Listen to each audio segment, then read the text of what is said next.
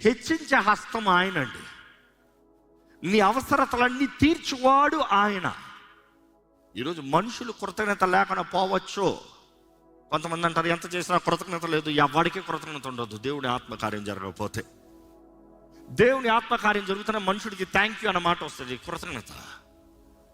లేకపోతే మనుషుడు ఎప్పుడు చూసినా నాకు చెయ్యి, నాకు చెయ్యి, నాకు చెయ్యి, నాకు చెయ్యి, స్వార్థ మనుషుడు.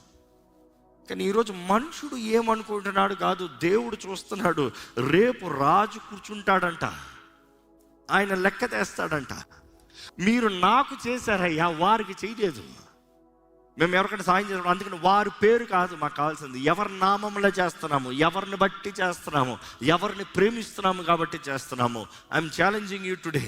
దేవుని ప్రేమిస్తున్నామన్న నీవు ఎవరికన్నా దయ చూపించావా?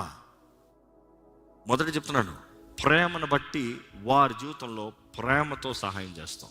రెండోది, వారు చేసిన కార్యాలు బట్టి వారు ఏమి చేశారో అన్న దాన్ని బట్టి వారికి విరోధంగా మారతాం గాక వారిని క్షమించి వారి జీవితంలో దయ చూపిస్తాం. Are you ready to forgive?